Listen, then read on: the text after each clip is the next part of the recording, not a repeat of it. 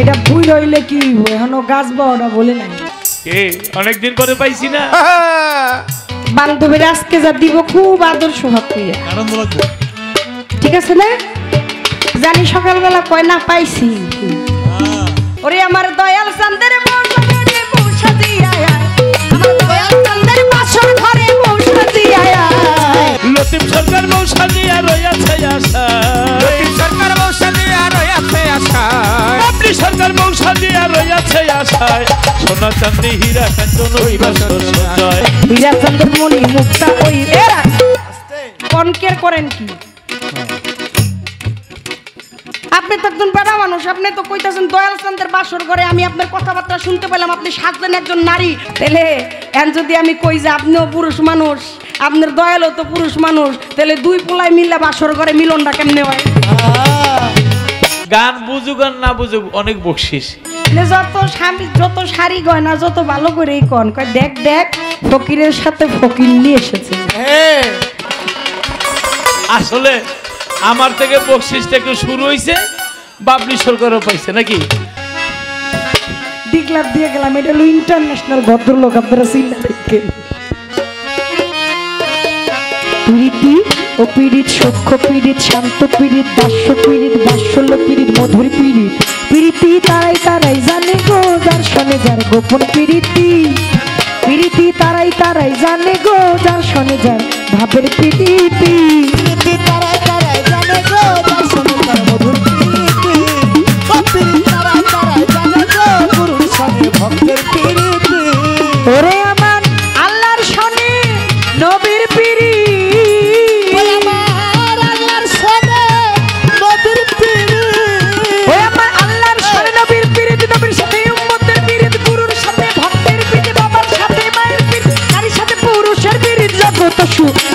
যার শোনে যার মধুর প্রীতি প্রীতি তারাই তারাই জানে গো যার শোনে যার ভাবের প্রীতি তারাই তারাই জানে গো যার শোনে যার ভাবের প্রীতি তারাই তারাই জানে গো গুরুর শোনে ভক্তের প্রীতি ওই আমার কিশোর সখী রামধন বারণ লো আলস্য কিশোর হলুদ বাটা কিশোর আমার রামধন বারণ লো আলস্য কিশোর হলুদ বাটা কিশোর আমার রামধন বারণ লো আলস্য কিশোর হলুদ বাটা আখি জলে ছলছলা ভাইসা গেছে বাজানো যার শোনে যার মধুর প্রীতি প্রীতি তারাই তারাই জানে গো যার শোনে যার ভাবের প্রীতি ও প্রীতি তারাই তারাই জানে গো যার শোনে যার প্রীতি তারাই তারাই জানে গো যার শোনে যার ভাবের প্রীতি আরে ওই শোনা যায় বন্ধুর বাসি গো ও বাসি গৃহে বৈশা শুনি ওই শোনা যায় বন্ধুর বাসি গো ও বাসি গৃহে বৈশা শুনি ওরে ওই শোনা যায় বন্ধুর বাসি গো পাঁচ পীরের বাসি আমি গৃহে বৈশা শুনি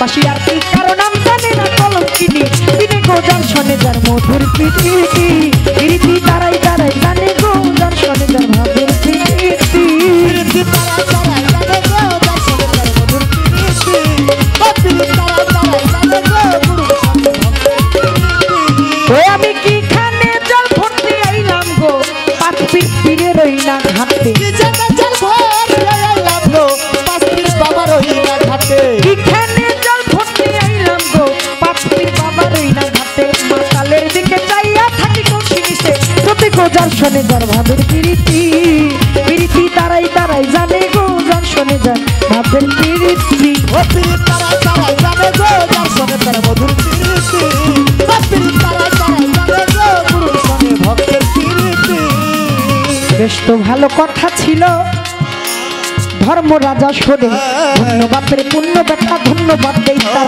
আমার যাহার কথা ছিল জবাব গেছে দিয়া কথার জবাব দিয়াই আমার প্রশ্ন যায় করিয়া আমি আস্তে ধীরে বলবো কথা ধইরা কথার নছিল যার শোনে তার মধুর প্রীতি প্রীতি তারাই তারাই জানে গো যার শোনে ভক্তের প্রীতি প্রীতি তারাই তারাই জানে গো গুরুর সঙ্গে ভক্তের প্রীতি প্রীতি তারাই তারাই জানে গো যার শোনে তার ভাবের প্রীতি আমার দাদা ভাই একটা চিঠির মাধ্যমে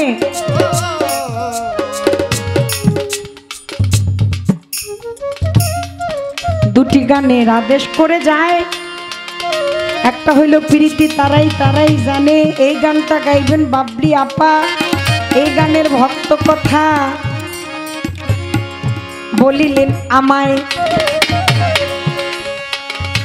আরো একটা গানের অনুরোধ আমায় গেছে করে, না না না না কদম তলায় আর যাবো না গাইতে বলে রে, আর যাবো না বলে রে, আর যাবো না বলে।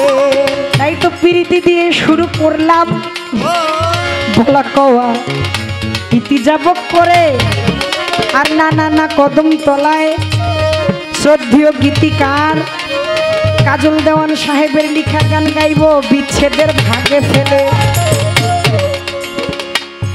গান গাইলাম শত সাধনার বলে, আসিয়া এই মানব কুলে 16 আনা দিবি বলে 1 আনাও দিলি না।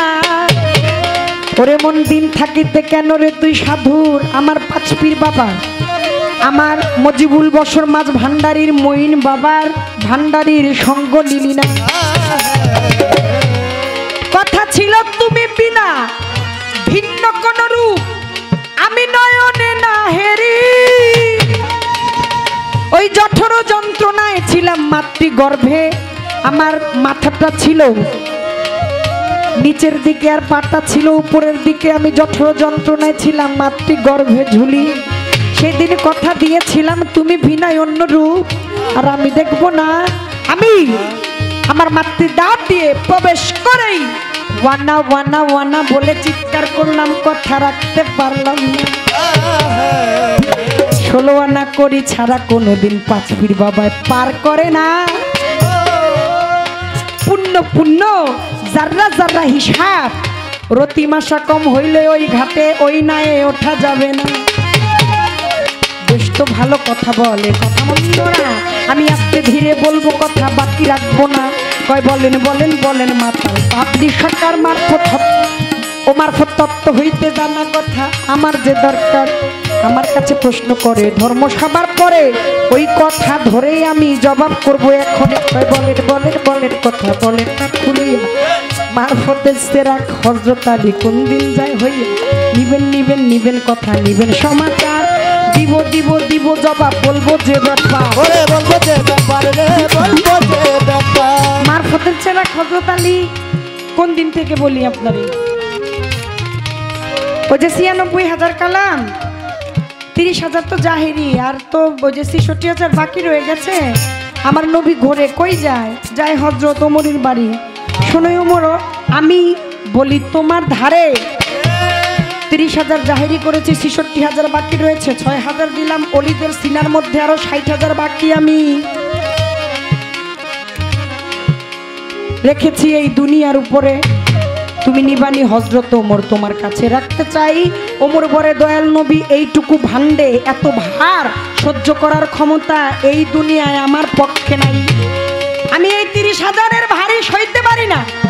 নবী আমার দিন দুনিয়া চলে গেলেন, ওমর গনির বাড়ি, ওসমান গনির বাড়ি যাইয়া বলে ওসমান গনি আমি একটু অল্প করে বলি তোমার কাছে কাহিনী, 60,000 গোপনে রইয়া গেছে, ওসমান গনি তোমার কাছে দিতে চাই। ওসমান গনি এই ভার কুলানের মতো সাধ্য দয়াল নবী আমার কাছে নাই। চলে গেলেন আবু বকর সিদ্দিকের বাড়ি, যাইয়া বলে আবু বকর সিদ্দিক তোমার কাছে রাখতে চাই, তুমি 60,000 গোপন এলেমি নিবানি, এই এলেমি দিয়ে আমি মুক্তি হইতে চাই। আবু বকর সিদ্দিক বলে এই 30,000 যা জাহিরি করেছেন এর ভারী কুলাইতে পারে না, নবী বেয়াদবি নিবেন না, আর 60,000-এর ভারে আমি দেবে যাব, এত ভার কুলাইতে পারবো না, এই মাটির ভান্ডে আমি আপনার কাছে করি বর্ণনা। নবী আমার চলে গেলেন গেলেন, আলী করিমুল্লাহ ওয়াজহু রইয়াছে যেখানে, যাইয়া দেখে জনম দুঃখিনী জগতেরও মা, মা ফাতেমা দুয়ারের উপর দাঁড়াইয়া রইছে। দয়াল নবী আসলো, রইছে মুখের দিকে চেয়ে।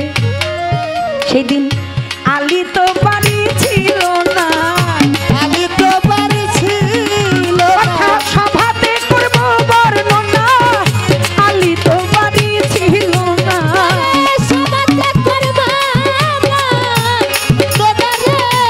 আলী তো বাড়ি ছিল না। হযরত আলী বাড়ি নাই। আমার মায় বলে পিতা কেন আসলেন আমার বাড়ির ওই উপরে? আমার দয়ালু নবী বলে ও মা গো, বলি তোমার কাছে বিনয় করে, ও মায় আলী আসলে বইল তুমি বইল বিনয়া, আমি এই পথে চলে যাব হয়ে যে দিওয়ানা। নবী আমার চলে গেল না, আলী আসলেন বাড়িতে। মা ফাতেমা বলে হযরত আলীর সাক্ষাতে শোনেন শোনেন হযরত আলী, আপনার কাছে বলি ছোট্ট কইরা বলবো আমি ওই না কাহিনী। দয়াল নবী আইসা ছিল বাড়ির ওই উপরে, আপনার না পাইয়া পিতা এই রাস্তাটা ধরে চলে গেলেন আমার দয়াল নবীজি। দেরি করবেন না আপনার বলি কাহিনী, এই মুহূর্তে যাবেন আপনি যাবেন চলিয়া, যেখায় আছে নবী দিন দিওয়ানা। হযরত আলী মা ফাতেমার কথা শুইনা ভাই ওইখানেতে গমন করলেন, দেরি করলেন নাই। যাইয়া দেখে বাবুলো পাহাড়ে রয়ারে, ছোট্ট একটা বাচ্চায় ধুলা গড়াগড়ি করে, ছোট্ট একটা বাচ্চা ধুলায় গড়াগড়ি কইরা আলীর কাছে ডাইকা বলে বিনাইয়া বিনাইয়া, শোনো শোনো হযরত আলী তোমার কাছে বলি কথা, শোনো হযরত আলী শোনাও নবী আমার আছে পাহাড়ের আড়ালে। যাও না তুমি হযরত আলী এই মুহূর্তে চলে, মুখে কোনো কথা কইবা না তোমারে জানাই। উত্তপ্ত শরীর নবীর এখন দেখতে পাই, নবীর চোখে কেতুর মুখে লালা গায়ে ঘাম ঝরে। নিবা তুমি নিবা আলী এই কর্মটা করে, মুখে কোনো কথা না বলে জিব্বা দিয়া চাটিয়া, অঙ্গের ময়লা তুমি নিবা পরিষ্কার কইরা। ওই কর্মটা করলেন হযরত, শোনেন আপনার ঠাই, ওই কর্মটা করলেন আলী বলি সবার ঠাই।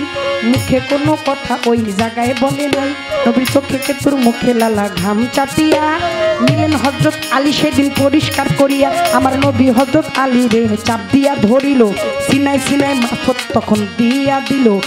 বিজিদনি এলমা কইয়া রাব্বি জিদনি এলমা কইয়া মারফত গেল দিয়া, খানেতে মারফতের চেরা কালি গেল যে হইয়া রে গেল যে হইয়া রে গেল যে হইয়া। আবার ওই যে জন্ম নিয়া হযরত আলী কথা দিয়েছিল, ওই যে তুমি ভিনা অন্য রূপার দেখবো না, দেখে নাই হযরত আলী। চোখ মেলা চায় না মায়ের স্তনের দুধ পান করে না, মায় ভাবে এটা কেমন সন্তান হইল,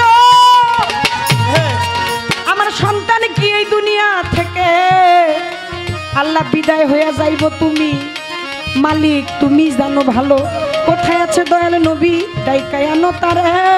আমার নবীর সংবাদ পাইয়া চলে আসলেন, কাবা ঘরে জন্ম হয়েছিল হযরত আলীর, দলিলে ফরমায় কথা বাবলি সরকার বলে কি আমার দয়াল নবীজির কাকিমা হযরত আলীর ছিল বটে। সেদিন আলীর মা জননী বললেন হযরত আলীকে দিয়ে আমার দয়াল নবীর ধারে, শোনো শোনো হযরত আলী তোমার কাছে বলি বাবা করুন ওই না কাহিনী, সন্তান আমার জন্ম নিছে কাবা ঘরে তাই, চোখ মেইলা দুনিয়ায় কিছু দেখেলে, তোমার কোলে দিলাম বাচ্চা মরাইবার করে, যেমন ইচ্ছা তেমন করো বলি তোমার ধারে। নবী বলে ও কাকিমা বলি আপনার খাই, একটু আমায় দেন না আমি চাইয়া দেখতে চাই। কোলে নিল হযরত আলী রে, হযরত আলী স্পর্শ পাইয়া চোখ মেলা তাকাইয়া ওই নুরানি বদন দেখে সবাইকে একবার সুবহানাল্লাহ বলবেন না, রাখবেন জবান এখনো বন্ধ করিয়া। সুবহানাল্লাহ কোন স্পর্শেই খবর হয়ে গেছে এটা কার ছোঁয়া, এটা কেমন ছোঁয়া। চোখ মেলে তাকাইলেন, তাকানোর পরে আমার দয়াল নবী জিব্বা মোবারক একটু সামনের দিকে দিলেই হযরত আলী চুষে চুষে মায়ের স্তনের দুধের মতো খাইতে লাগলেন। সুবহানাল্লাহ। মারফত তো তখনই লয়ে গেছে, মারফতের চেরাক তো ওই সময় চেরাক হলো বাপ্তি নবী তরু শাখায় আলী হাসান বস্রি পহেলা গলি 14 সিঁড়ি পর ফুটিল খাজা ওসমান হারুনি। নবী তরু শাখায় আলী হাসান বস্রি তার পহেলা কলি 14 সিঁড়ি পর ফুটিল খাজা ওসমান হারুনি। এই হাত পাঁচপীর বাবার হাতে দিলে পাঁচপীর বাবা এই হাত নিয়ে দিবে খাজা ওসমান হারুনির কাছে, খাজা ওসমান হারুনির কাছে এই হাত চলে গেলে চলে যাবে কার কাছে? হাসান বস্রির কাছে। হাসান বস্রির কাছে এই হাত গেলে চলে যাবে হযরত আলীর কাছে। আলীর কাছে গেলে এই হাত দয়াল নবীর কাছে যাইতে বাকি থাকে না, আর নবীর কাছে গেলে এই হাত ওই পর্যন্ত যাওয়ার বাকি থাকে না। আরো কথা জিগাইলো আমারে, ভাবের কথা জোড়া গাথা জবাব দিব তারে। কয় বলেন বলেন বলেন কথা বলেন সমাচার, মারফত তত্ত্ব হইতে কথা জানতে চায় বলবো যে ব্যাপার। ফুল যখনই গাছে ফোটে কথা হইলইব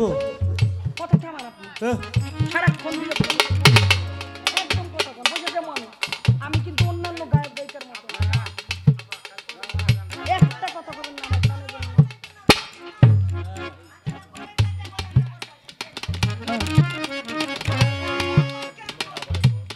এই চপ বাসি একটা লই হমনে ফুয়া বুঝাইতেছে করে বাপ ফুল যখনই গাছে ফুটে যায় ফুলের নিকটে চুম্বন দিও দুই ঠোঁটে নোয়া মাথা এই ফুল কখন ফুটে নারীর কখন ফুটে পুরুষের কখন ফুটে যখন একজন মানুষ প্রিয় মুর্শিদের কাছে যায় তখনই তার এই ফুল বাগিচায় এই মানব বাগিচায় ফুল ফুটে মধু কয় প্রকার মধু হইল বহুত প্রকার যে যেইভাবে ওই রসকে আস্বাদন করতে পারে কৃষ্ণ কেমন যার মন যেমন একটা মধুর চাকের মধ্যে যখন মধু হয় সবাই ওই মধু নিতে পারে না দেখেন ওই কপালের মধ্যে চার আঙ্গুলা কপালের মধ্যে স্বাদ নেওয়ার লেগে তকদির থাকতে হইব মিয়া মধুটা চাকটা কইবেন আর আপনার মুখের সামনে আইসা পড়বো এরকম না কেউ যাইয়া ওইখানে বল্লার কামড় খায় কেউ ওই গাছের চূড়ায় মধু ওই রস আস্বাদনের জন্য যে হাত পা ভাঙ্গা পঙ্গু ল্যাংড়া টুন্ডা হয়ে বৈশা থাকে আবার কেউ যায়া ওই মধু খায় অমর হয়ে রয় সংসারে মুর্শিদের কাছে গেলে এই বাগিচায় ফুটে একটা ফুল ফুল থেকে মধু ওই ফুল থেকে হয় ফল আর ভাবুক কবি বলেছে কি জানেন প্রেমের গাছে একটা ফল রসে করে তালামাল ওরে কত ভ্রমর হয় পাগল ওই ফল গুরু খাইয়া শিষ্যরে দিলে অমর হয় প্রেম সংসারে গুরুর ভক্তের এই কর্ণটা হইল জুনি আর গুরুর এই যে জিব্বা পাঁচপীর বাবার জিব্বাটা হইল লিঙ্গ ওই লিঙ্গ দ্বারা ভক্তের জুনিতে যেই বীজ মন্ত্র দিল তাতে হয়ে গেছে জ্ঞান ফল এখান থেকেই হয়ে যায় প্রেমের আলিঙ্গন বলেছে প্রেমের কাছে একটা ফল কিংবা দুইটা ফল রসে করে টলমল কত ভ্রমর হয় পাগল ওই ফল গুরু খাইয়া শিষ্যরে দিলে অমর হয় প্রেম নিরিক বাইন ধরে বিনয়নে ভুইল না মন তাহারে আগে নিরিকের কথাটা আপনারা ঠিক রাখতে হবে আইসেন পালা গান শুনতে অত শখকে অন্য গান দিয়ে অন্য গান গাইন পালা গান এলে পালাই শুনতে হইব আমার যতক্ষণ পর্যন্ত গান গাইবেন আমি পালা গানই গামু গান যতক্ষণ গাওয়াইবেন আমার টেলিফোন করছে বায়নার জন্য বাবলি সরকার আপনি এক পালা গান গাইতে পারবেন আমি স্বীকার করেছি হ্যাঁ আজকের রজনীতে আমি পালা গান গাইব যতক্ষণ গাওয়াইবেন পালা গাওয়াইবেন না গাইবেন গামু না অত ঠিকই নাই কথার জবাব দেন আপনার শরীয়তের তো রোজা নামাজ কালেমা হজ যাকাত আমি একটু জানতে চাই শরীয়তের সকল কর্ম করে কালেমা রোজা নামাজ হজ যাকাত সব কিছু দিয়ে আমার আল্লাহর নবীজি তিনিও খুশি ছিলেন তারপরও সে জন্ম জন্মান্তরের জন্য জাহান্নামী এর কারণটা কি দলিল প্রমাণ করে সে বেহেশতীয় আমার নবীও তার জন্য দোয়া করেছে নবীও তার প্রতি রাজি খুশি ছিল কিন্তু তারপরেও শরীয়তের ইবাদত করে সকল কর্ম করে উদ্ধার হয়ে তারপরেও তিনি ওই মনোনীত ব্যক্তির কাছে সান্নিধ্য পেলেন না তারপরেও সে খুশি করতে পারলেন না ওই দরবার পর্যন্ত পৌঁছাইতে পারলেন না একটু ইশারা করে গেলাম জবাবটা পেলে খুশি হব পর্যন্ত বলা কথাই দিলাম পৃথিবীরে যার শোনে যার মধুর প্রীতি তারা তারা জানে গো যার শোনে তার ভাবে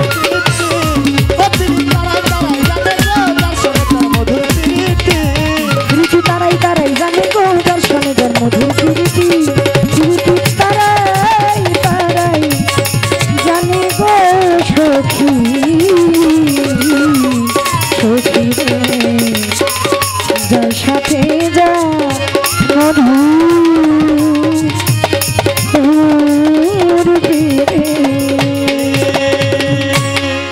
না না না ফুল তুলিতে আমি যাব না কই যে লোক উঠে গেছে গান রইল আমার ওস্তাদ আবুল সরকারের কইছো কাজল জনের না মিল লেগে উঠে গেছে গান এই গানটার দিনে রাইতের 12টাতে কইতাছে ডরে গায় নাই শেষ রাইতে গাইছে যে লতিফ সাগর তো কিছু কইব না, কিয়ামত পর্যন্ত লাগিয়ে রইলাম। নবীজি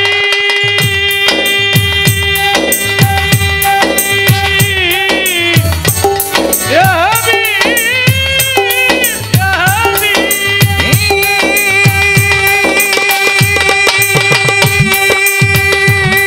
বিদায়ের ব্যথা বুকেতে নবীজি চলেছে হিজরতে সুদূর মদিনার পথে, বিদায়ের করুণ কান্নায় আখি নবীর ভেসেছে বন্যায়। নবীজি মক্কা ছেড়ে যায় বারে বার, পিছন ফিরে চায়।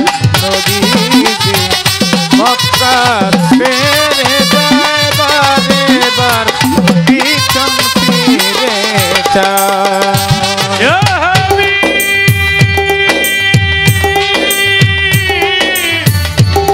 ইয়া হাবিব, ইয়া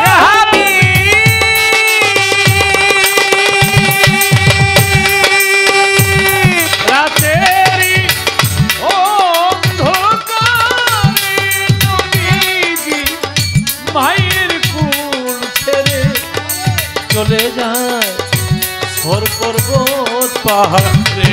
রাতেরি অন্ধকারে নবীজি মায়ের কুল ছেড়ে চলে যায় সর পর্বত পাহাড়ে।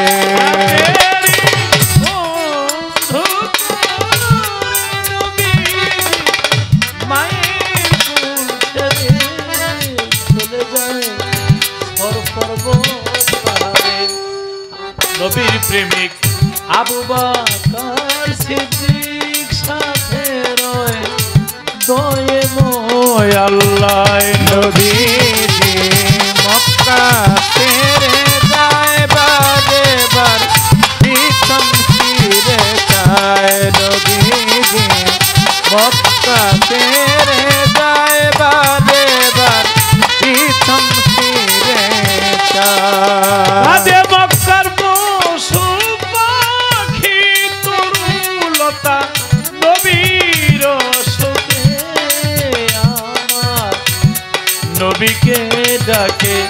নবীজি যেতে নাহি যায় তবুও হইয়া যায় বিদায়। নবীজি মক্কা ছেড়ে যায় বারে বার, পিছন ফিরে চায়। নবীজি মক্কা ছেড়ে যায় বারে বার, পিছন ফিরে চায়। ইয়া হাবিব,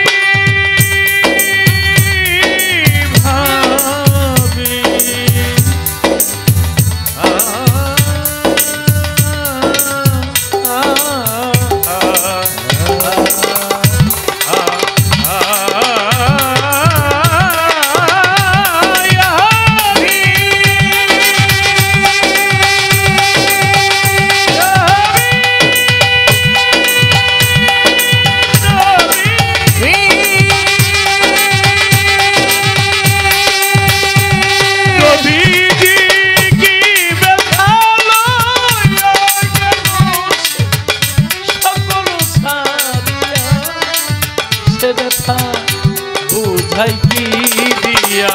নবীজি কি ব্যথা লইয়া গেল সে সকল সারিয়া, সে ব্যথা বুঝাই কি দিয়া। নবীজি কি ব্যথা লইয়া গেল সে সকল সারিয়া, সে ব্যথা বুঝাই কি দিয়া। নবীজি কি ব্যথা লইয়া গেল সে সকল ছাড়িয়া, সে ব্যথা বুঝাই কি দিয়া। সে ব্যথা বুঝানো না যায় গানের সুরে লতিফ সরকার গায় এদের বুঝানো না যায় গানের সুরে লতিফ সরকার গায় নবীজি মক্কা তেরে যায় বারেবার পিছন ফিরে তাই নবীজি মক্কা তেরে যায় বারেবার পিছন ফিরে তাই নবীজি মক্কা ছেড়ে যায় বারবার পিছন ফিরে যায় কেন মক্কা ছেড়ে যায় আবু জেহেল ঘোষণা করলো নবীর কল্লা কেটে ফেলবে 40 জন লোক পাঠাইল নবীর ঘরের চারদিকে ঘেরাও করলো আর এদিক দিয়ে আমার নবীকে আল্লাহ বলে দোস্ত এই মুহূর্তে আপনি চলে যান বলে কোথায় বলে হিজরতে নবী বলে 40 জন সৈন্য তোমাকে ঘেরাও করে রাখছে আল্লাহ বলেন এক মুষ্টি ধুলি আপনি সূরা ইয়াসিন পাঠ করে চলে যান নবী চলে গেল নবীরে কেউ দেখলো না নবী চলে গেলেন আবু বকর সিদ্দিকের বাড়িতে দরজার মধ্যে টোকা দিছে বকর আবু বকর দরজা খুলছে নবী বলে আমি যে আজকে হিজরতে যাব তুমি কি বুঝে ফেলেছো কারণ নতুন জামা তোমার গায়ে 2টা উট বাঁধা তোমার একটা আমার একটা আবু বকর বলে নবী গো একদিন 6 মাস আগে আপনি ওয়াজের মধ্যে বলছিলেন আমাদের মক্কা ছেড়ে মদিনায় যেতে হবে সেদিন থেকে আমি এক রাত্র ঘুমাসি দয়াল আমার এই দিয়া আসবে রে আমি সদা আকি পথের দিকে চাহিয়া রে ওরে দয়াল এই রাস্তাতে কত লোক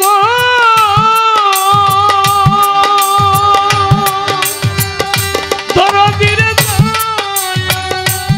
সে ওবি রত আমি জিজ্ঞাস করি তোমায় না দেখিয়া আমি সদাই থাকি পথের দিকে চাহিয়া রে ওগো নবী আমি সবসময় আপনার পথের দিকে চেয়ে থাকতাম আমি যদি ঘুমিয়ে যাই আপনি যদি চলে যান আমাকে না পেয়ে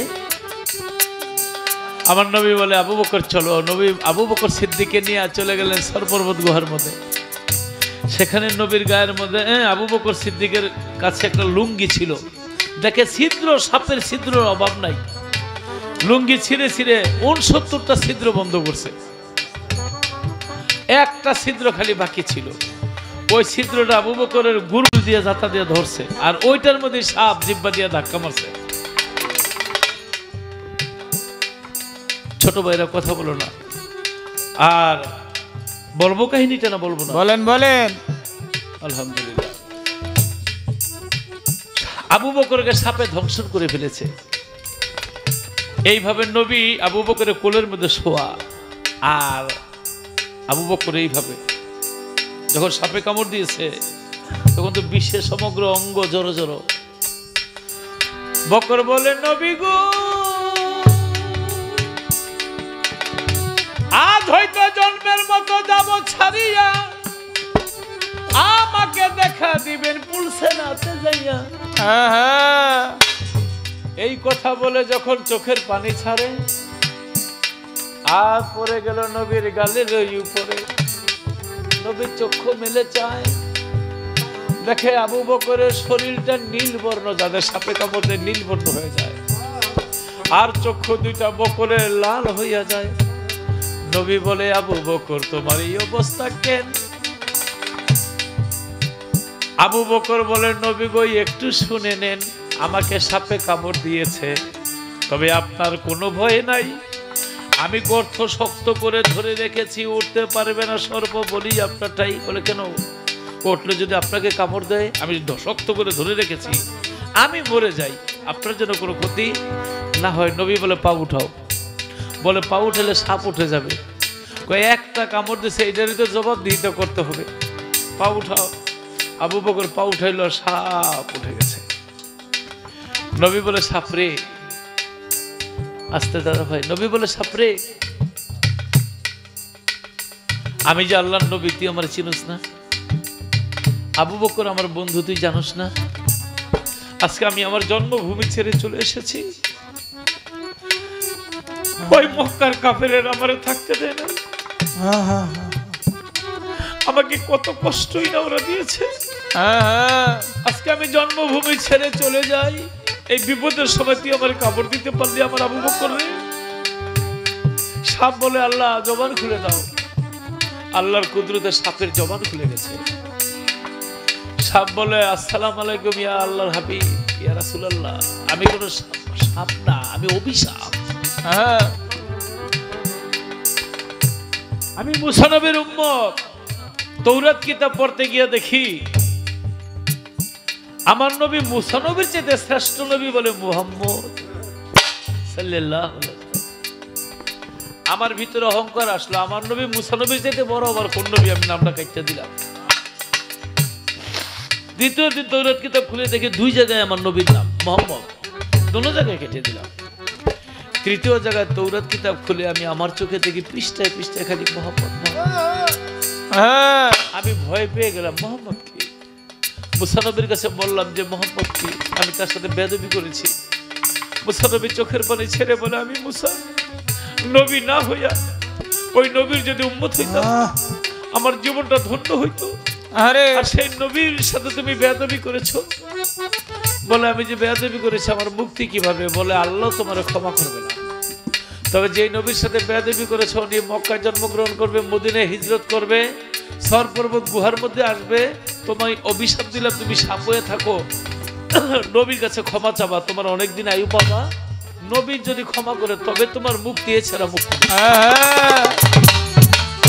ওগো নবী, দয়ার নবী, মায়ের নবী আপনি, আমি আপনাকে দেখবো। আজকে প্রায় 4000 বছর যাবত গুহার মধ্যে আমি পড়ে আছি, আপনার কাছে ক্ষমা চাইব, কিন্তু আবু বকর সিদ্দিক আমাকে উঠতে দেয় না, ক্ষমা চাইতে দেয় না। নবী গো, শুধু আপনাকে এক নজর দেখার জন্য আবু বকরকে আমি সবল দেয়া গর্ত থেকে যাতে উঠতে পারি। দেখেন কতগুলি গর্ত করছি, আমি ডান দিক থেকে আপনাকে দেখবো, বাম দিক থেকে আপনাকে দেখবো, পিছন থেকে আপনাকে দেখবো, সামন থেকে আপনাকে দেখবো, যে আপনারা না বানাইলে আল্লাহ দুনিয়াই বানাইবে। কিন্তু আবু বকর তো আমাকে উঠতে দেয় না, নবী তো দয়ার নবী, মায়ের নবী। তাই নবীর রহমতের হাত দিয়ে যখন সাপকে ছোঁয়া দিল, সাপের রূপ মুক্ত হইয়া সে মানুষ হলো। কোন কোন কিতাবে বলে পাঠ করলেন কলেমে তৈয়ব লা ইলাহা ইল্লাল্লাহ মুহাম্মদ রাসূলুল্লাহ সাল্লাল্লাহু আলাইহি ওয়াসাল্লাম। ইয়া হাবিব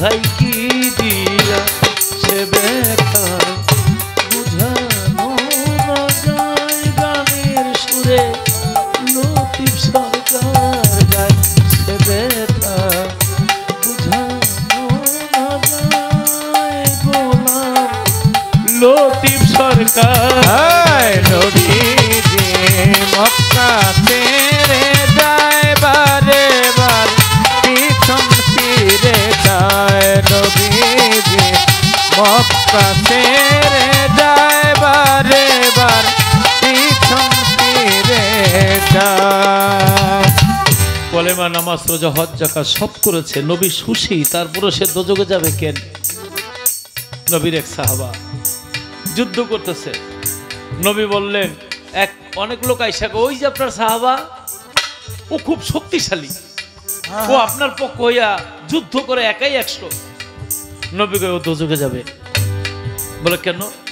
বলে কলেমা পড়ছে, নামাজ পড়ছে, রোজা করছে, হজ করছে, যাকাত করছে, সবই করছে, কিন্তু আত্মহত্যা মহাপাপ। একটু পরে ও নিজেই আত্মহত্যা করবে। ঠিক একটা তীর মারছে, তীরটা খুলতে পারে না, তীরের বিষের যন্ত্রণায় নিজের ছুরি নিজের কলিজার ভিতরে ঢুকায় মারা গেছে। এই জন্য মরণ হইল 3 প্রকার। একটা হইল যখন সময় হবে তখনই আপনার মরণ হবে, এটা হলো আল্লাহ নিয়ে যায়। আরেকটা হইলো অলিয়া উলিয়ারা আসা সালাম দেয় যে আজরাইল, যে আপনি ইচ্ছা করলে যাইতেও পারেন, ইচ্ছুলো থাকতেও পারেন।